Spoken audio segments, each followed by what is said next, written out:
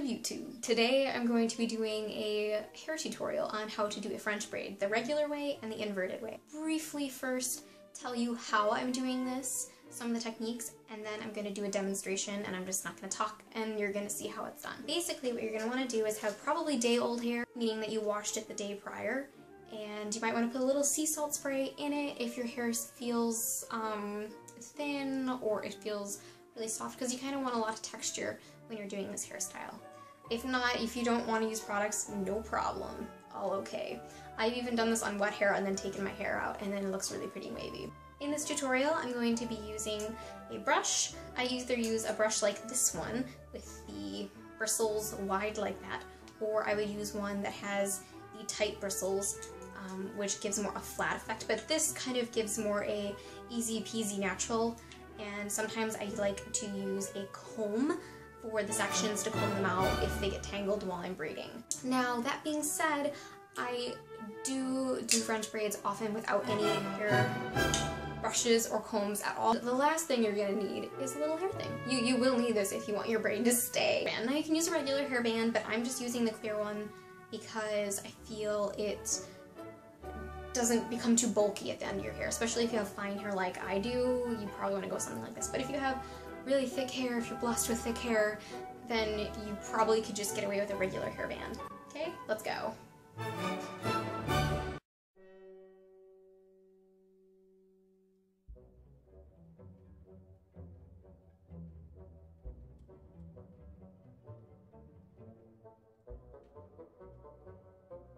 Once you have your hair brushed through, you can decide how you want your part to be. Since I have these goofy bangs, I'm just going to kind of leave them out of the equation, and I'm going to pin them in later. I'm going to start with the regular French braid. The first step is you're going to section off the top portion of your hair with either these, your pointer finger or your thumbs.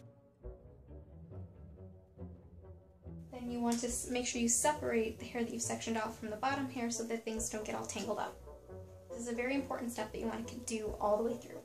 And if you want, you can use your brush if it's handy, but for me, I find it's easier just to use my fingers. And be mindful of where my fingers are and what sections are what. So you separate your hair into 3 sections, like such.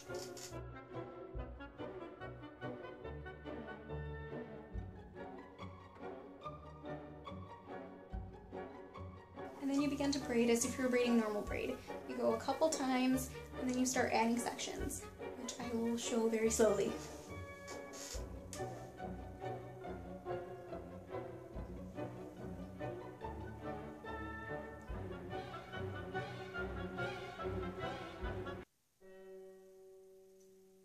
Now this outer section, I'm going to take hair from this side of my head and add it to the section.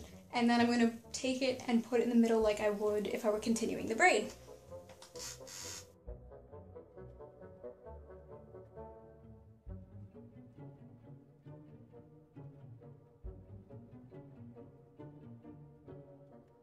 And then you do the same thing on the other side.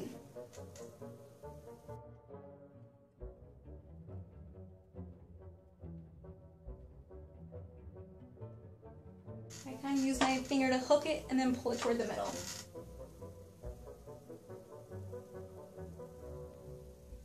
Making sure to keep the sections separate.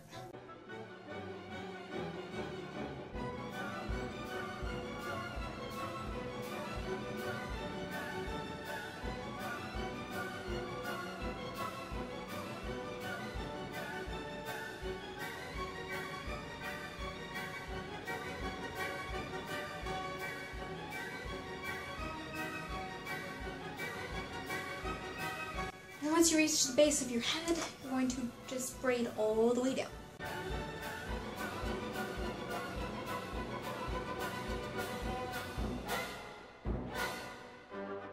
To finish it off, I'm going to use the clear plastic hair tie I showed you earlier. Now keep in mind when you do braid your hair, you can take little bits of hair at a time when you add it to the section, or you can do bigger chunks like I did. If you kind of want to go for a more messy look, you can kind of pull your hair a little bit.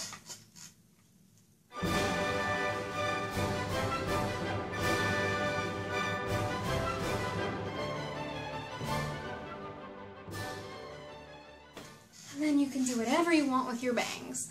So sometimes I'll pull it up and I'll do a little twisty, twisty, twisty, twisty, and then pin it, or I'll just pin it or tuck it in and pin it to the side. It's really all about what we want to do. So now I've shown you the regular French braid, and I'm going to do the inverted braid next. Basically, the only difference is that when you take the section from the outside, instead of going over the piece in the middle, you go under it. So having said that, that explains a lot, and I think when I show you, it'll be pretty self-explanatory.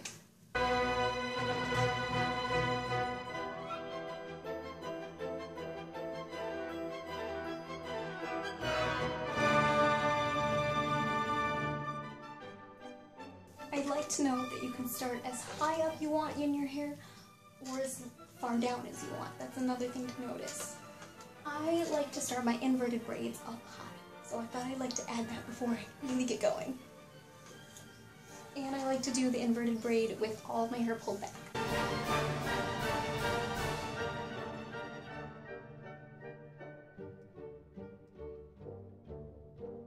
Braid like you would a normal braid, but going underneath.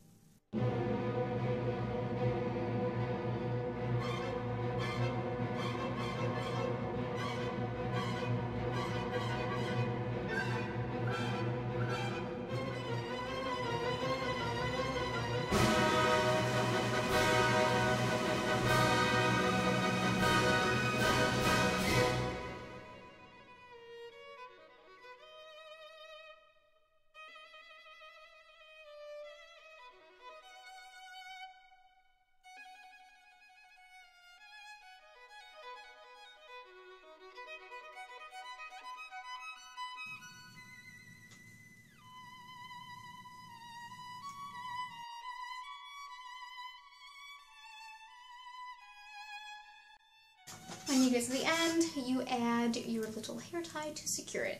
Now, I haven't seen what my hair looks like yet in the back, but it sometimes can be a mess, and you know what, practice is perfect. I tried to do it pretty quickly in the video, so I probably made some mistakes, but the basic thing to remember is that when you're reversing it, it's harder, so you want to make sure that you think of, okay, I'm taking the outside piece, I get the piece that I just grabbed goes under, and it's easy to grab it with the piece that you take underneath. You grab it with a finger, and that pulls it underneath.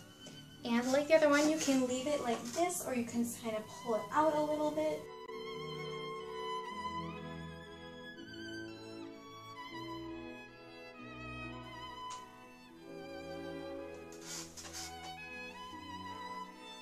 I'd like to say that with this hairstyle, if you do it dry, if you leave it in for a few hours and you take it out, it'll have a nice wavy effect to it. But if you really want a wavy effect, do this style when your hair is damp.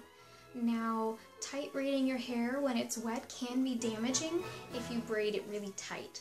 So you want to keep that in mind as well. If you like this hair tutorial and would like to see more, please give the video a thumbs up. If you have any specific suggestions of hairstyles that you'd like to see done, please leave them in the comments below.